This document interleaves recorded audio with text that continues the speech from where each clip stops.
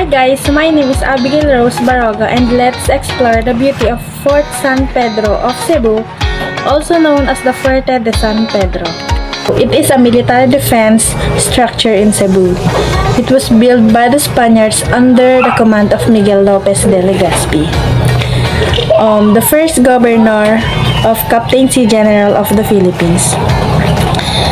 The original fort was built right after the arrival of Legazpi, and his expedition was made of wood. It was then replaced in the 17th century with a stone fort to repel Muslim raiders. It is the smallest and oldest dry-bastion fort in the country. It was built in 1738. This served as the nucleus of the first Spanish settlement in the Philippines. It has a total inside area of 2,025 square meters. The walls are 20 feet high, 8 feet thick, and the towers are 30 feet high from the ground level.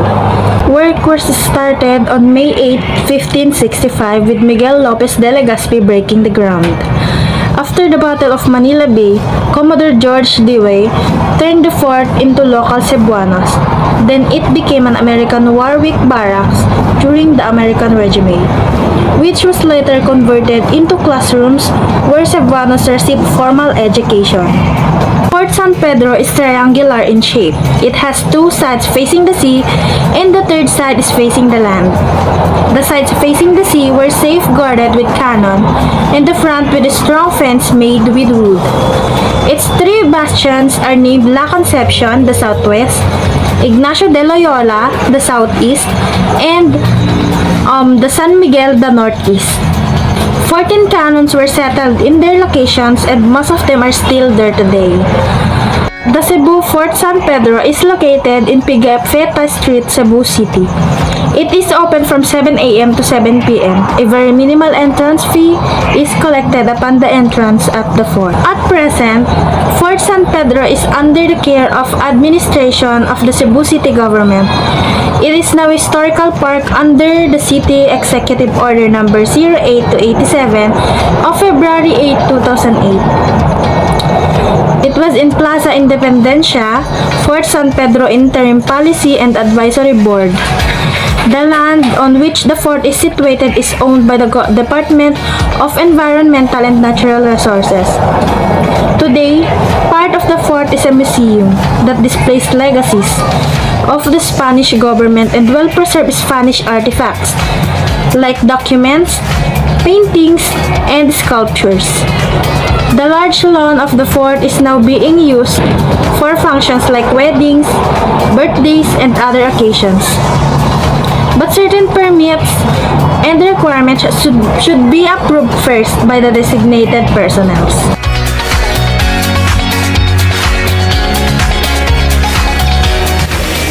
Hello everyone, my name is Micaela May J. Adjao, and for today, I am going to talk about the Leyte Landing Memorial Park, which is also called MacArthur Leyte Landing Memorial National Park, or simply MacArthur Park.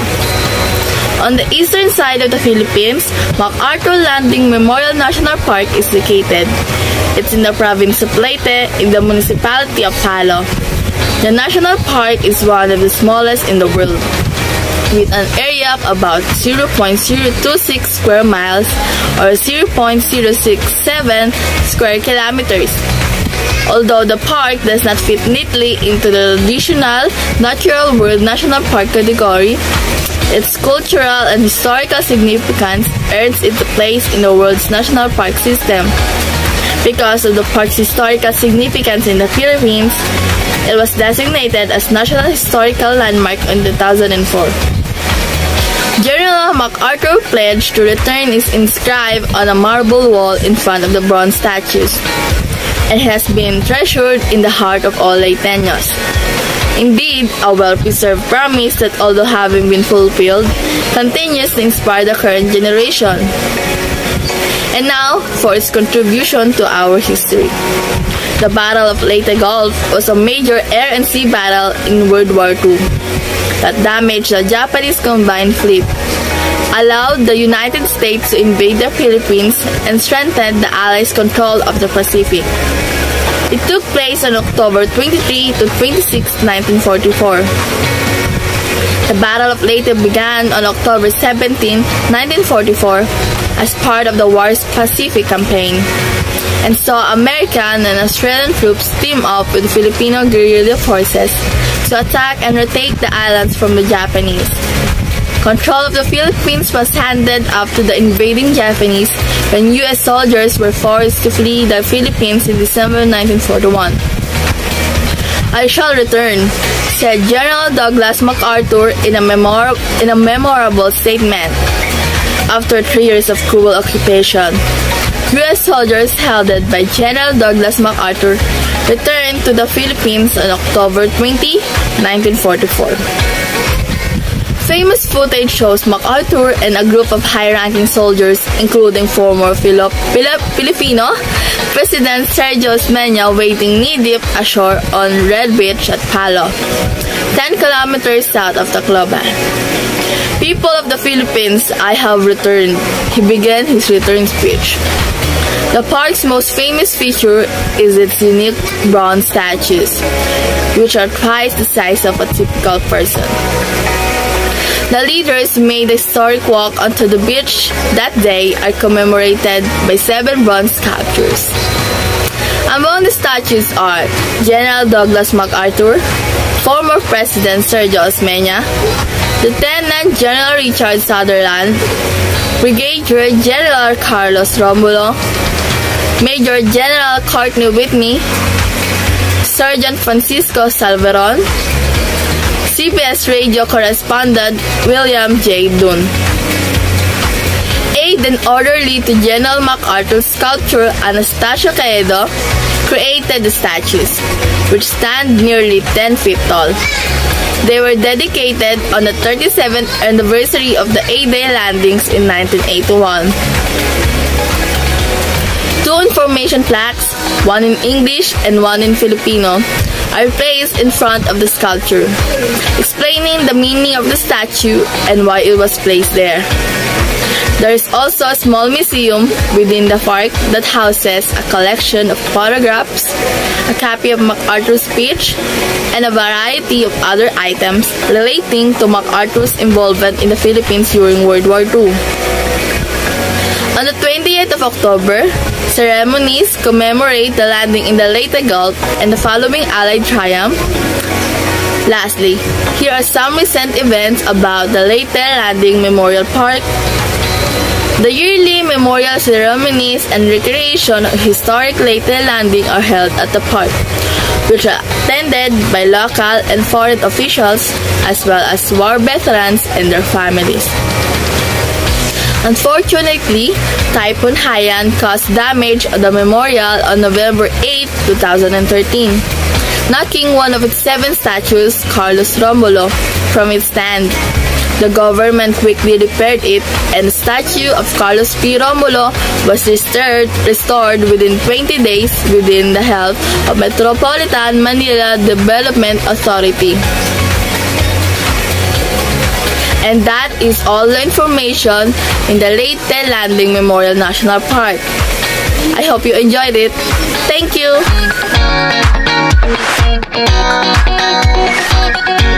Let me take you to one of Davao's most famous attractions. A tour to the Japanese Tunnel Resort and Restaurant is a necessity if you want to travel back in time and see Davao's recent and often turbulent history. As a reminder of the conflict that impacted the world's history, the tunnel has caught the interest of locals and tourists. The Japanese Tunnel is now one of Davao's most popular tourist destinations. I'm Archie Hannah Yubalas, your virtual tour guide, and I'd like to take you on a journey through the fascinating history of Japanese Tunnel. The Japanese Tunnel in Davao City is a relic of the Japanese conquest of the Philippines during World War II. It was used by Japanese soldiers to hide from the Americans and to keep their hostages. Filipino slaves and prisoners were forced to dig it by the Japanese Imperial Army. The landowners uncovered the 300-meter tunnel while excavating the property in preparation for the construction of a hotel. Inside the tunnel, passageways, rooms, armaments, and other relics were found. The objects discovered inside the tunnel proved that Japanese soldiers utilized it to seek cover while being pursued by the American Liberating Army. The tunnel was also utilized as a base of operations for the country's former invaders, with small chambers serving as offices and prisoner dungeons. Inside the tunnel, vintage weapons, explosives, and other munitions were discovered, indicating that it was also utilized as an arsenal. Gold molders were discovered inside the tunnel during the excavation.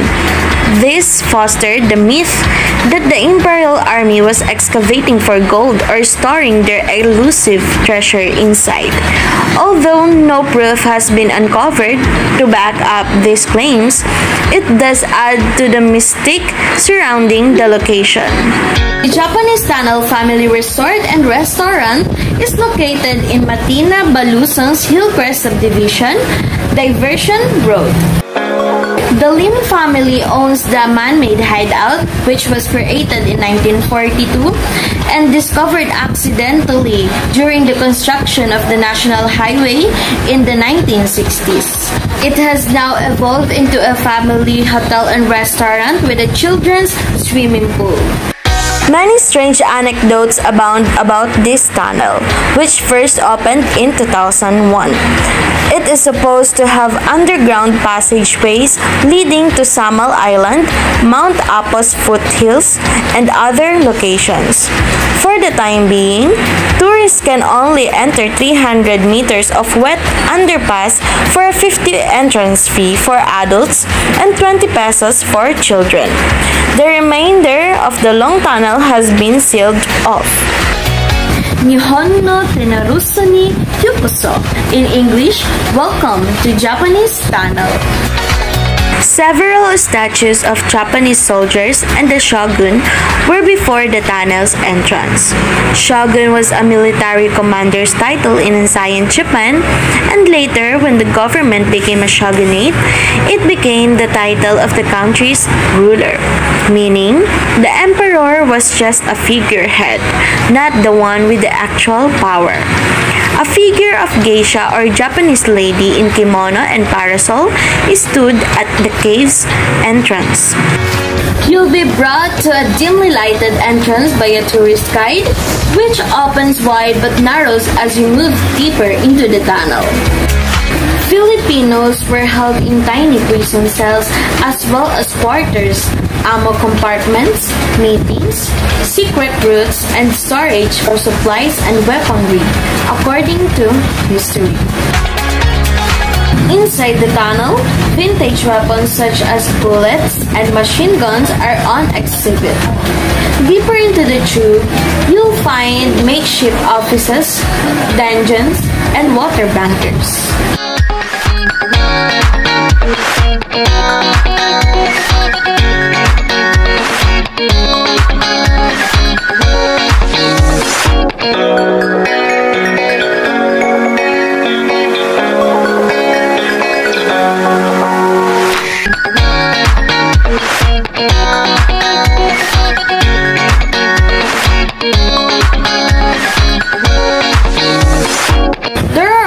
Little chapels, one of which contains gold bar reproductions and a replica of the famous golden Buddha. There was also this spot that seemed like a church since it had a shrine with a facsimile of the golden Buddha on it. It's a reproduction of Nara, Japan's Dai-Butsu or God, the world's largest gilded bronze Buddha. The tunnel gives every visitor an easy impression given the reports of horrible images of violence during the war. Some might even believe that the tunnel's chronicles are haunted by the ghost of a war prisoner. One of the reasons that the Japanese tunnel has a special place in Davao's tourist landscape is because of this.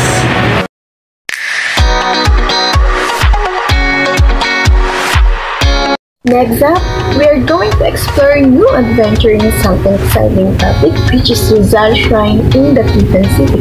And I am your tour guide, Christine Lucero. One of the major tourist destinations of the Philippines, which is also historical landmark, is the Rizal Shrine in Dapitan City, Zamboanga del Norte.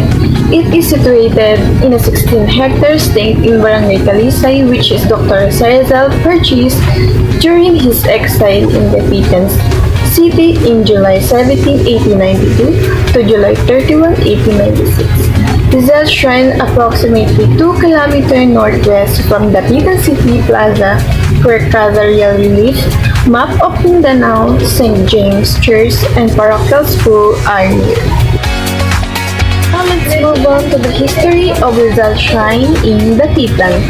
A month after Rizal landed in Dapitan, a Spaniard from Manila brought a lottery ticket to Dapitan to sell it. Dr. Rizal, Politic-Military Governor Ricardo Carcinero, and a Spaniard from Dipolo brought a ticket, which fortunately won from them 20,000 pesos. Rizal's share was about 6,200 pesos. He gave 2,000 pesos to his beloved father and the 200 pesos to his friend in Hong Kong named Basa. He invested the remaining money in business, bought lands, and built houses in Talisay, which is now popularly known as Rizal Shrine. Rizal was housed in Casa Real when he arrived and later transferred to Talisay. His mother, Doña Theodore Alonso, his sister, and some relatives and neighbors from Calamba, Laguna came to live with Rizal until 1896.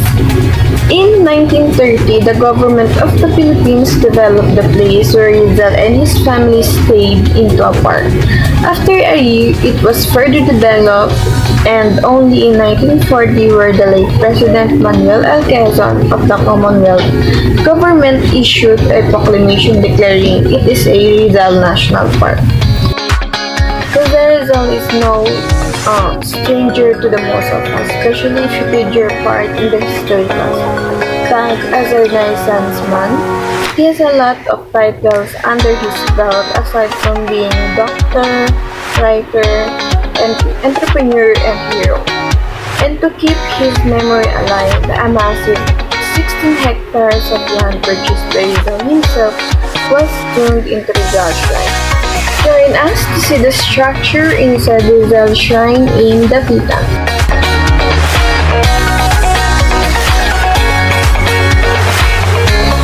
First is the Casa Quadrada, Rizal's home together with a member of his family who came to visit him.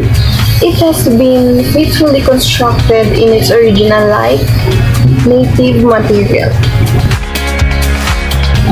The second is Casa Redonda, an octagonal dwelling which served as a dormitory to some of his pupils. It was later converted into a clinic, and it was here where George Toffer, the foster father of Josephine Bracken, was operated on his eyes. The third one is Casa Redonda Piquina, an hexagonal structure which served as a chicken house. The fourth one is the Casitas de Salud.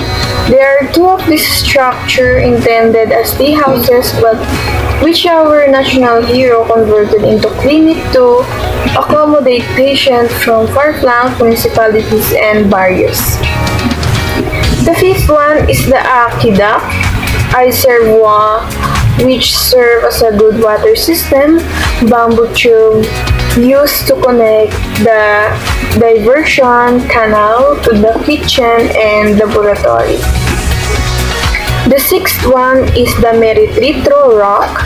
It is a natural heart-shaped rock, so called because it was here where our national hero is known to have scribbled beautiful verses of his famous poem Meritro, A Mi Madre, which translate to my retreat for my mother, and Himno at Talisay, which translate to Hail to Talisay. He also spent many hours watching the sunset here. The second to the last is the amphitheater, an open-air auditorium with a seating capacity of 500 which was constructed beyond the Merito Rock by the city government from funds from the office of the Regional Commissioner headed by Rear Admiral Romulo M. Espaldon, now Minister of the Muslim Affairs. And the last one, a modern concrete building constructed in 1972 which houses all Rizalian books, periodical, and all sorts of historical exhibit. Part of it also serves as the office of Swizal Shrine Curator. It is a Rizaliana. For the last part of this topic, let us know Rizal Shrine at present. It is located 10 to 15 minutes away from the Sunset Boulevard where the Gloria Fantasyland and the Long Beach dip of Dapitan is situated. Rizal is now one of the most interesting places to both Filipino and foreigners. Entrance is free, while parking is at every minimum price. There is no restaurant and only one store that sells junk food and drinks is available nearby. The souvenir shop that sells shirt, necklace, bracelet, groceries, and other products is available inside Rizaliana building. A monument of Rizal was erected on March 8, 1987 by the order of the Knight of Rizal. Through the efforts of the government of Dapitan, railings were established surrounding the Rizal Shrine so one can have the variety of view on the landscape. Rizal Shrine in Dapitan reflect the diligent lifestyle led by Rizal through the rebuilt structure of his Nipa Hut residence, hospital, dormitory, dam, and waterworks. The Rizaliana Museum exhibit Rizal's original clothing, blackboard, and desk he used in his boys' school and the production of sculpture, painting, and select manuscript. The Rizal Shrine affirms the hero's patriotism through his prolific industry and selfless service to his fellow men.